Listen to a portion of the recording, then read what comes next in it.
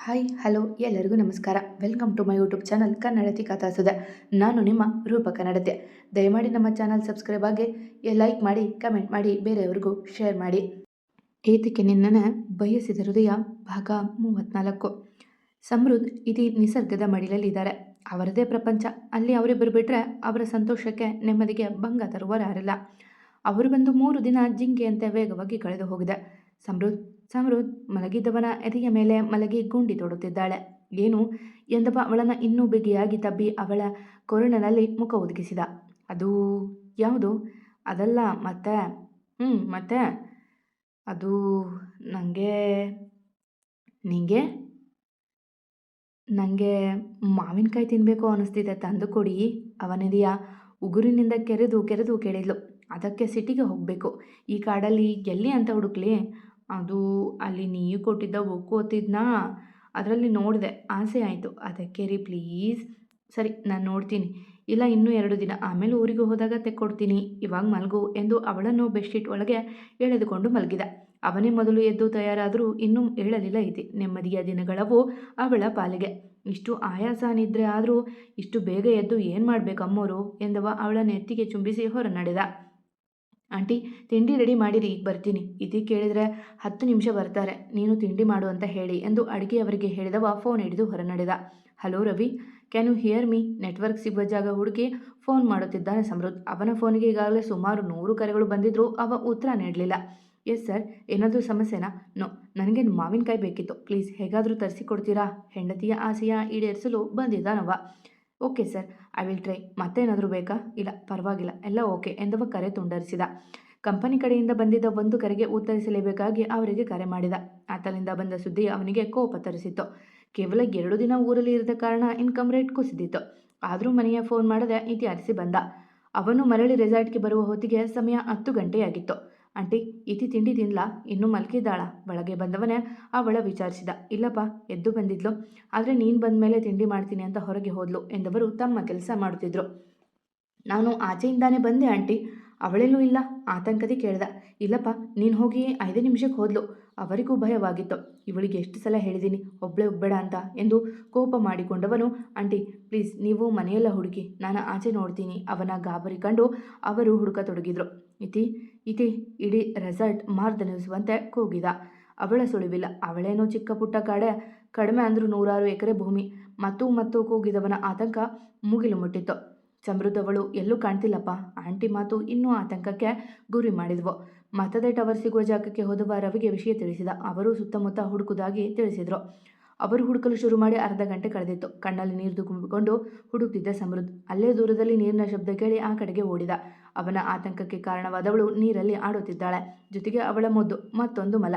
ಅವಳ ನೋಡಿದ್ದೆ ಖುಷಿಯಾದರೂ ಇಂತಹ ಕಾಡಲ್ಲಿ ಹೀಗೆ ಬಂದದ್ದು ಕೋಪ ತರಿಸಿ ಬಿರುಸಾಗಿ ಅವಳ ಕಡೆಗೆ ಬಂದವ ಎಲ್ಲ ಕೋಪ ಒಟ್ಟು ಮಾಡಿ ಕೆನ್ನೆಗೆ ಬಾರಿಸಿದ.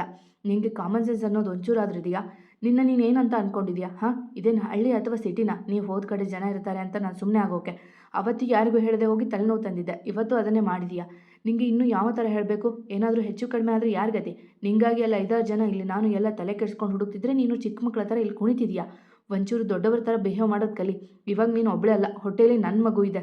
ನಿನಗೇನಾದರೂ ಸರಿ, ಅದಕ್ಕೇನಾದರೂ ಹೆಚ್ಚು ಕಡಿಮೆ ಆದರೆ ಏನು ಮಾಡ್ತೀಯಾ? ಏನೇ ಮಾಡ್ತೀಯಾ? ಅದು ಏನು ಅಂತ ಕಟ್ಟಿಕೊಂಡು ಬರೀ ನಿನ್ನ ಹುಡುಕೋದು, ಇಲ್ಲ ನಿನ್ನ ಜೊತೆ ಸೇರಿ ಅಳೋದು, ಬರೀ ಇದೇ ಆಗೋಯ್ತು. ನನ್ನ ಪಾಡಿಗೆ ನಾನು ಇರಬೇಕಿತ್ತು. ನಾನೇ ತಲೆನೋವನ್ನು ಕಟ್ಟಿಕೊಂಡು ಹಾಗಾಯಿತು. ಅವಳ ಮಾತಿಗೂ ಅವಕಾಶ ಕೊಡದೆ ಬೈಯುತ್ತಿದ್ದ. ಕೇಳಿಕೊಳ್ಳುತ್ತಿದ್ದವಳು ಕಣ್ಣೀರು ಬಿಟ್ಟರೆ ಬೇರೇನೂ ಮಾತಾಡುತ್ತಿಲ್ಲ.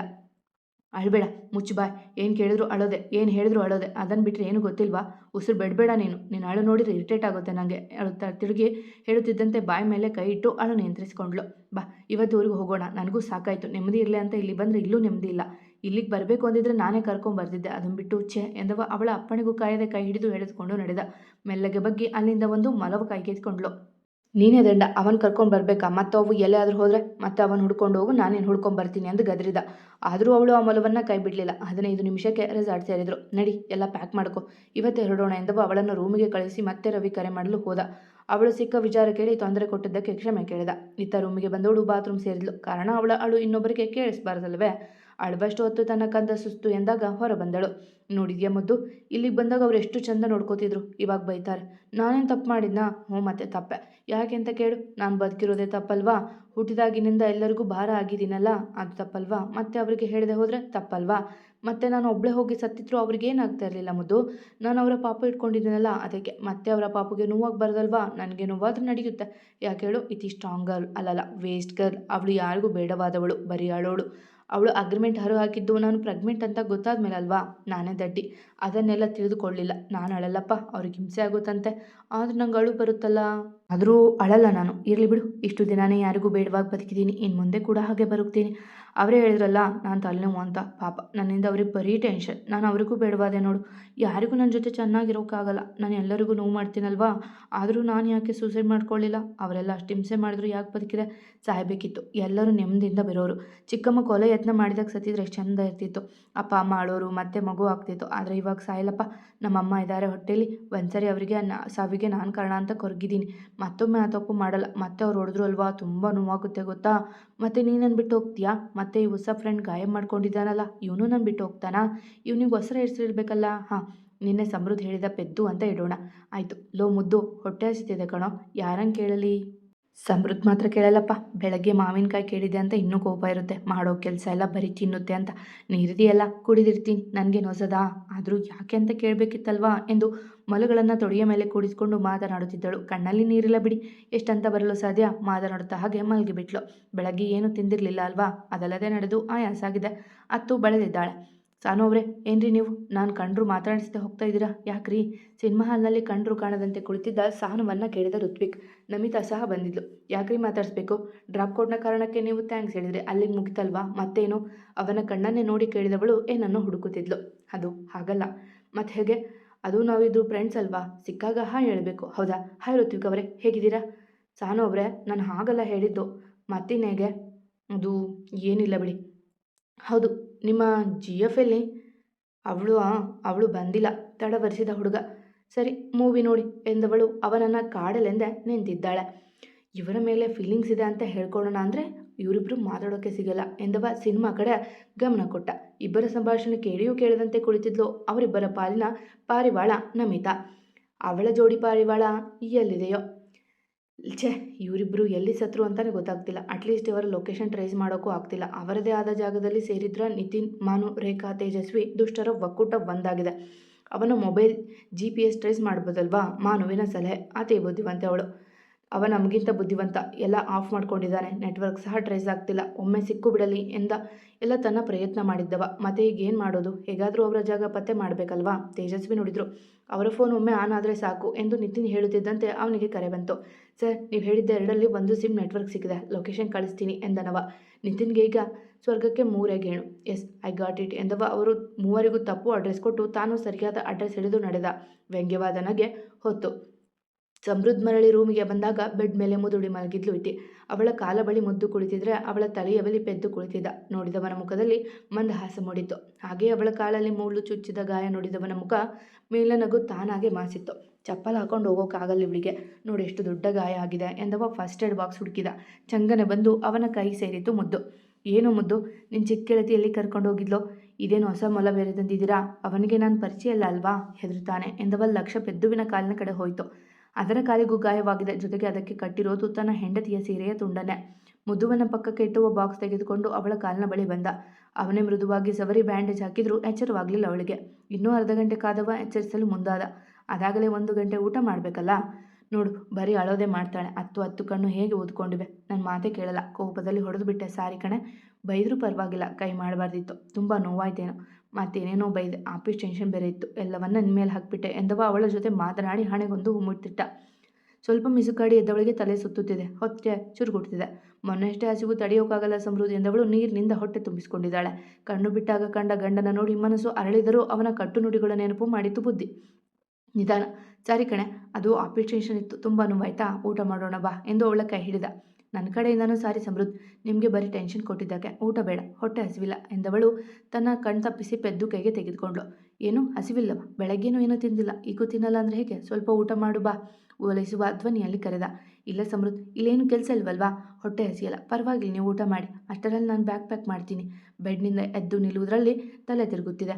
ನಾನೇನು ಕೋಪದಲ್ಲಿ ಹೇಳಿದ್ದು ಕಣೆ, ಇನ್ನೂ 1-2 ದಿನ ಇದ್ದು ಹೋಗೋಣ ಆಯ್ತಾ? ಬೇಡ ಸಮೃದ್ಧ್, ಇವಾಗಲೇ ಮನೆಯಲ್ಲಿ ಯಾರಿಗೂ ಗೊತ್ತಿಲ್ಲ ಅಲ್ವಾ? ಬನ್ನಿ ಹೋಗೋಣ ಎಂದವಳು ಎಲ್ಲವನ್ನ ಬ್ಯಾಗಿಗೆ ತುಂಬಿಸುತ್ತಿದ್ಲು. ಅದು ಬಿಡು, ಸಂಜೆ ಹೋಗೋಣ, ಇವನ್ಯಾರು ಹೊಸ ಫ್ರೆಂಡ್ ಎಂದು ಪೆದ್ದು ಕೈಗೆ ತೆಗೆದುಕೊಂಡ. ಬೆಳಗ್ಗೆ ಕಾಡಲ್ಲಿ ಸಿಕ್ತು. ಹೇಗೆ? ಕಾಲಿಗೆ ಗಾಯ ಆಗಿದೆ ಎಂದವ ಅವಳನ್ನು ಕಟ್ಟಿದ್ದ ಸೀರೆ ತುಂಡು ತೆಗೆದ. ನಾನು ಬೆಳಗ್ಗೆ ನಿಮ್ಮನ್ನು ನೋಡಿಕೊಂಡು ಬಂದೆ, ಆದರೆ ನೀವಿರಲಿಲ್ಲ. ಹೊಬ್ಬಳೆ ತಿಂಡಿ ತಿನ್ನಲು ಬೇಜಾರಾಗಿ ಹೊರಗೆ ಸುತ್ತಾಡೋಣ ಅಂತ ಬಂದೆ. ಆದರೆ ಮುದ್ದು ನನ್ನ ಸೀರೆ ಹಿಡಿದು ಕರೆಯುತ್ತಿದ್ದ. ತಡಿಯೋ, ಅವರು ಬರಲಿ ಎಂದು ಕೇಳದೆ ಎಳೆದುಕೊಂಡು ಹೋದ. ಸ್ವಲ್ಪ ದೂರ ಹೋದ್ಮೇಲೆ ಈ ಪೆದ್ದುಗೆ ಬಿದ್ದಿದ್ದ. ಕಾಲಿನಲ್ಲಿ ಗಾಯವಾಗಿ ರಕ್ತ ಬರುತ್ತಿತ್ತು. ಪ್ರಜ್ಞೆ ತಪ್ಪಿದ. ಅದಕ್ಕೆ ಸೀರೆ ಕಟ್ಟಿದೆ. ಅಲ್ಲೇ ನೀರು ಹರಿಯುವ ಶಬ್ದ ಕೇಳಿ ಬಂತು. ಅದಕ್ಕೆ ಅದನ್ನು ಎಚ್ಚರಿಸಿಕೊಂಡು ಕರೆದುಕೊಂಡು ಹೋದೆ. ಅಷ್ಟರಲ್ಲಿ ನನಗೂ ವಾಮೆಂಟ್ ಬರೋಕ್ಕೆ ಸ್ಟಾರ್ಟ್ ಆಯಿತು. ಅದಕ್ಕೆ ಅಲ್ಲೇ ಕುಳಿತು ಸಂಭಾಳಿಸ್ಕೊಳ್ತಿದ್ದೆ. ನೀವೇ ಹೇಳಿದ್ರಲ್ಲ ಇಲ್ಲಿ ಪ್ರಾಣಿಗಳು ಕಡಿಮೆ ಅಂತ, ಅದಕ್ಕೆ ಧೈರ್ಯವಾಗಿದ್ದೆ. ಸಾರಿ ಸಮೃದ್ಧ್, ಆಂಟಿಗಾದರೂ ಹೇಳಿ ಹೋಗಬೇಕಿತ್ತು, ಗಡಿಬಿಡಿಯಲ್ಲಿ ಮರೆತೆ ಎಂದವಳು ನಿರ್ಬಹುಕ ಮುಖ ಹೊತ್ತು ನೋಡಿದರೆ ಕೇಳಿದವನ ಮುಖ ಬಾಡಿತ್ತು. ಸರಿ, ಎಷ್ಟು ಗಂಟೆಗೆ ಹೊರಡೋದು? ಏನೊಂದು ಉತ್ತರಿಸಿದವನ ನೋಡಿ ಕೇಳಿದ್ಲು. ಹಾಂ, 4-5 ಗಂಟೆಗೆ. ಮತದ ನೀರಸ ಪ್ರತಿಕ್ರಿಯೆ. ಸರಿ ಎಂದವಳು ಕೆಳಗೆ ನಡೆದ್ಲು. ಅಲ್ಲಿಲ್ಲ ರಾಧೆ. ಅಡುಗೆ ಮನೆ ತಲುಪುವವರೆಗೆ 4 ಬಾರಿ ನಿಂತು ತಿರುಗುವ ತಲೆಯ ಸರಿಪಡಿಸಿಕೊಂಡು ಬಂದ್ಲು.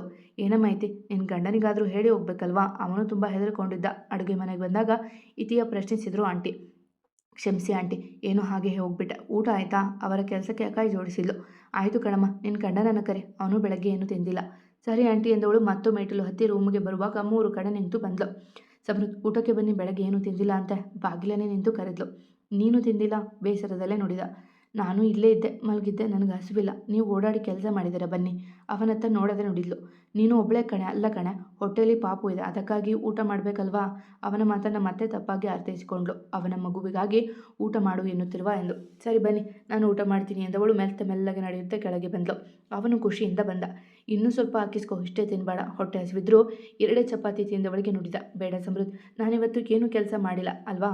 ಕೆಲಸ ಮಾಡಿದ್ಮೇಲೆ ತಿಂತೀನಿ. ಅವಳ ಮಾತಿನ ಒಳ ಅರ್ಥ ಅವನಿಗೆ ತಿಳಿಯದು. ಏನಪ್ಪ, ಇಷ್ಟು ಬೇಗ ಹೊರಟ್ಬಿಟ್ರಾ? ಇನ್ನೊಂದೆರಡು ದಿನ ಇದ್ದು ಹೋಗ್ಬೋದಿತ್ತಲ್ಲ? ಆಂಟಿ ಕೇಳಿದ್ರು. ಇಲ್ಲ ಆಂಟಿ, ಅವರಿಗಿಲ್ಲಿ ಸುಮ್ಮನೆ ಟೆನ್ಷನ್. ಅಲ್ಲಿ ಮನೇಲಿ ಯಾರಾದರೂ ಇರ್ತಾರೆ, ಇಲ್ಲಿ ನೆಟ್ವರ್ಕ್ ಬೇರೆ ಸಿಗಲ್ಲ, ಅವರು ಕೆಲಸ ಬಿಟ್ಟಿರೋಕ್ಕಾಗಲ್ಲ. ಅವನಿಗಿಂತ ಮುಂದೆ ಅವಳೇ ನೋಡಿದ್ಲು. ಇತಿ, ಪರವಾಗಿಲ್ಲ ಕಣೆ, ಇನ್ನೂ 2 ದಿನ ಇದ್ದು ಹೋಗೋಣ, ಅವಳ ಕೈ ಹಿಡಿದು ಹೇಳಿದ. ಬೇಡ ರೀ, ನನಗೆ ಹಿಂಸೆ ಆಗುತ್ತೆ ಇಲ್ಲಿರೋಕೆ ಎಂದವಳು ಊಟವನ್ನು ಬಿಟ್ಟು ಹೋದ್ಲು. ಹಂಗಿನ ಊಟ ಒಳಗೆ ಸೇರಿದು. ಗಂಟಲು ಕಟ್ಟಿದರೂ ಅವನೆದುರು ಅಳಬಾರ್ದು ಎಂದು ನಿರ್ಧಾರ ಮಾಡಿದ್ಲಲ್ಲ. ಆಗಲ್ಲ ಸಮೃದ್ಧ್, ನನ್ನ ಕೈಲಿ ನಿಮಗೆ ನಾನು ಇಂಪಾರ್ಟೆಂಟ್ ಅಲ್ಲ ಅನ್ನೋದನ್ನು ಅರಗಿಸ್ಕೊಳ್ಳೋಕ್ಕಾಗಲ್ಲ. ಯಾಕೆ ಸಮೃದ್ಧ್ ನನಗೀಗಾಗುತ್ತೆ? ನಾನು ಏನು ತಪ್ಪು ಮಾಡಿದ್ದೀನಿ? ಎಲ್ಲ ಸಿಕ್ತು, ತುಂಬ ಪ್ರೀತಿ ಸಿಗ್ತಿದೆ, ನೆಮ್ಮದಿಯಾಗಿದ್ದೇನೆ ಅಂದಾಗಲೇ ನನ್ನ ಯಾರಿಗೂ ಬೇಡ ಅಂತ ತೋರಿಸ್ಕೊಡ್ತೀರಾ? ಇಷ್ಟೊಂದು ಬೇಡವಾದವಳ ನಾನು? ಅದೆಷ್ಟು ಸುಲಭವಾಗಿ ಹೇಳಿದ್ರಿ ನಿಂದೇನಾದರೂ ಸರಿ ಅಂತ. ಇಷ್ಟು ದಿನ ಕೊಟ್ಟ ಪ್ರೀತಿ ಮೋಸನ ಸಮೃದ್ಧ್? ನಾನು ದಂಡನ ಸಮೃದ್ಧ್? ಚಿಕ್ಕಮ್ಮ ಕೂಡ ಹೇಗೆ ಹೇಳ್ತಿದ್ರು, ನೀನೇ ಒಂದು ದಂಡ ಅಂತ. ನಿಮ್ಮಮ್ಮ ಹೋದಾಗಲೇ ಹೋಗಬೇಕಿತ್ತು, ನಿನ್ನ ಸಾಕೋ ಕರ್ಮ ನನಗೆ ಅಂತ ಬೈಯೋಳು. ನಾನು ಅಷ್ಟೊಂದು ಕೆಟ್ಟೋಳ? ಬೆಳಗ್ಗೆ ಅಡುಗೆ ಮಾಡಿದರೆ ಬೆಳಗ್ಗೆ ತಿಂಡಿ, ಮನೆ ಕೆಲಸ ಮಾಡಿದರೆ ಎಲ್ಲ ಮಧ್ಯಾಹ್ನ ಊಟ, ರಾತ್ರಿ ಊಟ ಮಾಡೇ ಇಲ್ಲ ನಾನು. ಅವರು ಮಾಡೋ ನೋವಿಗಿಂತ ನೀವು ಮಾಡೋ ನೋವು 100ರಷ್ಟು ನೋವು ಕೊಡುತ್ತೆ ಸಮೃದ್ಧ್. ಅವರು ಹೇಳಿದ ಥರಾನೇ ನೀವು ಹೇಳ್ತಿದ್ದಲ್ವಾ, ಇಲ್ಲಿ ಏನು ಕೆಲಸ ಮಾಡ್ತಿಲ್ಲ ಅಂತ ಕೋಪ ಅಲ್ವಾ? ನಂಗೆ ತುಂಬ ನೋವಾಗ್ತಿದೆ ಸಮೃದ್ಧ್. ನೀವು ಹೀಗೇನಾ ಎಲ್ಲ ಮರೆಯೋಣ ಅಂತ ಇಲ್ಲಿ ಕರೆದುಕೊಂಡು ಬಂದು ಮತ್ತೆ ಎಲ್ಲ ಹೊಸದಾಗಿ ನೆನಪು ಮಾಡ್ತಿದ್ದೀರಾ? ಹಂಗೆ ಇಷ್ಟು ಪ್ರೀತಿ ಸಿಕ್ಕರೆ ಸಾಕು ಅಂತ ಖುಷಿ ಪಡ್ತೀನಿ ನಾನು. ನೀವು ಇಷ್ಟೊಂದು ಪ್ರೀತಿ ಕೊಟ್ಟು ಒಮ್ಮೆಲೆ ಈಗ ಮಾಡೋದು ಸರಿನಾ? ನಿಮ್ಗೆ ಹೇಳದೆ ಹೋಗಿದ್ದು ತಪ್ಪೆ. ನೀವು ಹೊಡೆದಿದ್ರು ಬೇಜಾರಿರಲಿಲ್ಲ, ಆದರೆ ನೀವೇನೇನೋ ಬೈದ್ರಿ ಅಲ್ವಾ? ನಾನು ಮದುವೆ ಆಗಿ ತಪ್ಪು ಮಾಡಿದ್ರಾ? ನಿಜವಾಗ್ಲೂ ತುಂಬ ನೋವಾಗ್ತಿದೆ ಸಮೃದ್ಧ್. ನಮ್ಮ ಮಾತುಗಳು ಪದೇ ಪದೇ ನೆನಪಾಗ್ತಿದೆ. ರೂಮಿಗೆ ಬಂದವಳೆ ಅವನ ಫೋಟೋ ಹಿಡಿದು ಕಣ್ಣೀರಾಗ್ತಿದ್ದಾಳೆ. ಅತ್ತ ಅವಳಿಂದ ಬಂದ ಅವಳ ಅಷ್ಟು ಮಾತು ಕೇಳಿದವನು ಕಣ್ಣೀರೊಡುತ್ತಿದ್ದಾನೆ. ಕೋಪದಲ್ಲಿ ಅಂದ ಮಾತುಗಳು ಇಷ್ಟು ಪರಿಣಾಮ ಬೀರುತ್ತೆ ಎಂದು ಊಹಿಸಿರಲಿಲ್ಲ. ಮೊದಲೇ ಸೂಕ್ಷ್ಮ, ಈ ಸಮಯದಲ್ಲಿ ಇನ್ನೂ ಸೂಕ್ಷ್ಮ. ನಾನೆಂತ ತಪ್ಪು ಮಾಡಿದೆ? ಅವಳ ಮನಸ್ಸು ಸೆನ್ಸಿಟಿವ್ ಅಂತ ಗೊತ್ತಿದ್ದು ಒತ್ತಡ ಹಾಕಿ ಬಾಯಿಗೆ ಬಂದಂತ ಬೈದು ಬಿಟ್ಟೆ. ನನ್ನ ಕೋಪ ಎಲ್ಲ ಅವಾಗ ಕಡಿಮೆ ಆಗುತ್ತೋ? ಈಗಷ್ಟೇ ಎಲ್ಲ ಮರೀತಿದ್ಲು, ಮತ್ತೆ ಎಲ್ಲ ನೆನಪು ಮಾಡಿದೆ ಎಂದುಕೊಂಡು ಒಳಗೆ ನಡೆದ. ಅವನು ಬರುವುದಕ್ಕೂ ಅವಳು ನಿಶಕ್ಷೆಯಿಂದ ಎದ್ದವಳು ಮತ್ತೆಲ್ಲಿ ಅವನು ಬೈತಾನೆ ಎಂದು ತಡಬಡಿಸಿ ಹೇಳಲು ಹೋಗಿ ಮ್ಯಾಟ್ ಮೇಲೆ ಹೆಜ್ಜೆ ಇಟ್ಟು ಕಾಲು ಜಾರುವುದಕ್ಕೂ ಸರಿಯಾಯಿತು. ಕಾಲು ಜಾರಿದಾಗ ಡ್ರೆಸ್ಸಿಂಗ್ ಟೇಬಲ್ ತುದಿಗೆ ಹೊಟ್ಟೆ ಒಡೆಯಬಾರದೆಂದು ಕೈ ಅಡ್ಡ ಇಟ್ಲು. ಕೈ ತರಚಿ ಹಿಮ್ಮುಖವಾಗಿ ಬೀಳಲು ಹೋದವಳ ಓಡಿ ಬಂದು ಹಿಡಿದವ. ಸಮೃದ್ಧ್, ಪಾಪು ಹೊಡೆದೆ, ಬಿದ್ದಿಲ್ಲ, ನನ್ನ ಕೈ ಅಡ್ಡ ಇಟ್ಟಿದ್ದೆ, ಅದಕ್ಕೆ ನೋವಾಗಿಲ್ಲ. ಅವ ಹೇಳುವುದಕ್ಕೂ ಮುನ್ನ ಅವಳೇ ತಿಳಿಸಿಬಿಟ್ಲು. ಬಿಗಿದಪ್ಪಿ ಕಣ್ಣೀರು ಹರಿಯಲು ಬಿಟ್ಟು, ಸಮೃದ್ಧ್, ಯಾಕೆ ಅಳ್ತಿದ್ದೀರಾ? ನಾನು ಏನು ಮಾಡಿಲ್ಲ, ನಾನು ಅಳ್ತಿಲ್ಲ, ಪ್ಲೀಸ್ ಅಳಬೇಡಿ. ಅವಳ ಮಾತುಗಳು ತಿಳಿಸುತ್ತಿದ್ವೋ ಅವಳೆಷ್ಟು ನೊಂದಿದ್ದಾಳೆಂದು, ಅವನ ಮಾತುಗಳು ಎಷ್ಟು ಆಳವಾಗಿ ನೋವು ಮಾಡಿದ್ದಾವೆಂದು. ಸಾರಿ ಕಣೆ, ಐ ಆಮ್ ರಿಯಲಿ ಸಾರಿ. ನನಗೆ ನೀನು ಮುಖ್ಯ ಕಣೆ. ನೀನಿದ್ರೆ ತಾನೇ ಪಾಪು ಬರೋದು. ನನ್ನ ಮೊದಲ ಪಾಪು ನೀನೇ ಕಣೆ. ನೀನೇ ನನಗೆಲ್ಲ. ಯಾವುದೋ ಒತ್ತಡ ನಿನ್ನ ಮೇಲೆ ಹಾಕಿದೆ. ಸಾರಿ ಕಣೆ. ಇನ್ಮೇಲೆ ತಮಾಷೆಗೂ ಕೈ ಮಾಡಲ್ಲ. ಪ್ಲೀಸ್ ಈಗ ಇರಬೇಡ್ವೆ ಎಂದವ ಅಳುತ್ತಲೇ ಇದ್ದ. ಇನ್ನಷ್ಟು ಬಿಗಿಯಾಗಿ ತಬ್ಬಿದ. ಇಲ್ಲ ಸಮೃದ್ಧ್, ನಿಮ್ಮ ಪಾಪುನ ಚೆನ್ನಾಗಿ ನೋಡ್ಕೋತೀನಿ. ನೀವೇನು ವರಿ ಮಾಡಬೇಡಿ. ನನಗೆ ಅರ್ಥ ಆಗುತ್ತೆ. ಯಾರಿಗೂ ಬೇಡವಾದವಳು ನಿಮಗೆ ಹೇಗೆ ಇಷ್ಟ ಆಗ್ತೀನಿ ಹೇಳಿ? ನೀವು ಮೊದಲು ಆಫೀಸ್ಗೋಸ್ಕರ ತಾನೇ ಇಷ್ಟಪಟ್ಟಿದ್ದು, ಮನಸ್ಸಿನಿಂದ ಅಲ್ವಲ್ಲ? ಬಿಡಿ, ನಾನು ಏನು ಮಾಡ್ಕೊಳ್ಳಲ್ಲ. ಪಾಪು ಮೇಲೆ ಹೋಗ್ತೀನಿ ಎಂದಳು ಕಣ್ಣೀರು ಹಾಕುತ್ತಿಲ್ಲ. ಪ್ಲೀಸ್ ಈ ಥರ ಮಾತಾಡಬೇಡ್ವೆ. ನಾನು ಹೇಳಿದ್ದೆ ಅಲ್ವಾ ಮೊದಲು ನಾಟಕ ಮಾಡಿದ್ರು ನಿನ್ನ ಗುಣ ನನ್ನ ಬದಲಿಸ್ತು ಅಂತ. ಪಾಪುಗಾಗಿ ನಿನ್ನ ನೋಡ್ಕೋತಿಲ್ಲ ಕಣೆ. ನೀನೇ ನನ್ನ ಪಾಪು, ನೀನೇ ನನ್ನ ಸರ್ವಸ್ವ. ನಿನ್ನೆಲ್ಲೂ ಕಳಿಸಲ್ಲ. ಮತ್ತಷ್ಟು ಬಿಕ್ಕುತ್ತಲೇ ನುಡಿದ. ಅಯ್ಯೋ, ನಾನು ಹೋಗ್ತೀನಿ ಅಂದರೆ ನಿಮ್ಮನ್ನು ಬಿಟ್ಟು ಹೋಗ್ತೀನಿ ಅಂತ ಅಲ್ಲ ಸಮೃದ್ಧ್, ಈ ಪ್ರಪಂಚನೇ ಬಿಟ್ಟು ಹೋಗ್ತೀನಿ ಅಂತದ್ದು. ತುಸು ನಗುತ್ತಾ ನೋಡಿದ್ಲು. ಅವಳ ನಗು ಎದುರಿದ್ದವನ ಧೈರ್ಯ ಕಸಿತಿತ್ತು. ಪ್ಲೀಸ್ ಈ ಥರ ಎಲ್ಲ ಮಾತಾಡಬೇಡ. ನನಗೆ ಸಹಿಸೋಕ್ಕಾಗಲ್ಲ ಕಣೆ. ಪ್ಲೀಸ್ ಇದೊಂದು ಬಾರಿ ಕ್ಷಮಿಸಿಬಿಡು. ಇನ್ಯಾವತ್ತೂ ನಿನ್ನ ಮೇಲೆ ಕೈ ಮಾಡಲ್ಲ, ಬೈಯಲ್ಲ, ಪ್ರಾಮಿಸ್ ಎಂದವ ಅವಳ ಕೈ ಬಿಟ್ಟು ಕೈ ಹಿಡಿದ. ಇಲ್ಲ, ನೀವು ಸುಳ್ಳು ಹೇಳ್ತೀರಾ. ತುಂಬ ಪ್ರೀತಿ ಮಾಡ್ತೀನಿ ಅಂತೀರಾ. ನಾನು ಯಾಕೆ ಹೋದೆ ಅಂತಲೂ ಕೇಳದೆ ಬೈತೀರಾ. I hate you Samruddh, I hate you ಅವನೆದಕ್ಕೆ ಗುದ್ದುತ್ತಾ ಹೇಳಿದ್ಲು. ಇಲ್ಲ ಕಣೆ, ಸಾರಿ, ಪ್ಲೀಸ್ ಕ್ಷಮಿಸಿಬಿಡೆ ಎಂದವ ಅವಳ ಕಾಲ ಬಳಿ ಕುಸಿದ. ನೀವಂದರೆ ನಂಗೆ ತುಂಬ ಇಷ್ಟ ಸಮೃದ್ಧ್. ನೀವು ಬೈದರೆ ನಂಗೆ ಸಹಿಸೋಕ್ಕಾಗಲ್ಲ. ತುಂಬ ನೋವಾಗುತ್ತೆ. ನಾನು ಮದುವೆ ಆದಮೇಲೆ ನಿಮಗೆ ನೆಮ್ಮದಿ ಇಲ್ಲ ಅಂದ್ರಲ್ಲ, ಆದರೆ ನಾನು ನೆಮ್ಮದಿ ಅಂತ ನೋಡಿದ್ದೆ ನಿಮ್ಮನ್ನು ಪ್ರೀತಿಸೋಕೆ ಶುರು ಮಾಡಿದ್ಮೇಲೆ. ನಾನು ಯಾರಿಗೂ ಕೆಟ್ಟದ್ದು ಬಯಸಿಲ್ಲ ಸಮೃದ್ಧ್. ಆದರೆ ನನಗೆ ಯಾಕೆ ಹೀಗಾಗುತ್ತೆ? ನಿಮಗೂ ನಾನು ಇಷ್ಟ ಇಲ್ಲ ಎಂದವಳು ಅವನ ಸಮಕ್ಕೆ ಕುಸಿದು ಅವನೆದೆಯೇ ತಬ್ಬಿದ್ಲು. ಪ್ಲೀಸ್ ಕ್ಷಮಿಸಿಬಿಡೆ ಎಂದು ಅವಳ ಹಣೆಗೆ ಮತ್ತೊಂದು ರವಾನಿಸಿದ. ತಮಾಷೆಗೂ ನಾನು ನಿಮಗೆ ಬೇಡವಾದವಳು ಅನ್ಬೇಡಿ, ತುಂಬ ನೋವಾಗುತ್ತೆ ಎಂದು ಇನ್ನಷ್ಟು ಬಿಗಿದಪ್ಪಿದ್ಲು. ಅವರಿಬ್ಬರು ಅತ್ತ ಸಾಂತ್ವನ ಮಾಡಿದರೆ ಇತ್ತ ರವಿ ಅವನ ಇಷ್ಟದಂತೆ ಮಾವಿನಕಾಯಿನ ತರಿಸಿದ. ಇತ್ತ ಮಾವಿನಕಾಯಿಯು ಬಂತು. ಅತ್ತ ನಿತಿನ್ ಸಹ ಅವರಿದ್ದ ಜಾಗಕ್ಕೆ ಬಂದಿಳಿದ. ಮುಂದುವರಿಯುವುದು. ಕತೆ ಇಷ್ಟ ಆದರೆ ಕಮೆಂಟ್ ಹಾಕಿ. ಜಾಸ್ತಿ ಇಷ್ಟ ಆದರೆ ಸಬ್ಸ್ಕ್ರೈಬ್ ಆಗಿ. ಎಂದಿನಂತೆ ನಿಮ್ಮ ಪ್ರೀತಿ, ಕಮೆಂಟ್, ಪ್ರೋತ್ಸಾಹದ ನಿರೀಕ್ಷೆಯಲ್ಲಿ ನಾನು ನಿಮ್ಮ ರೂಪಕ ನಡತೆ. ಧನ್ಯವಾದಗಳು.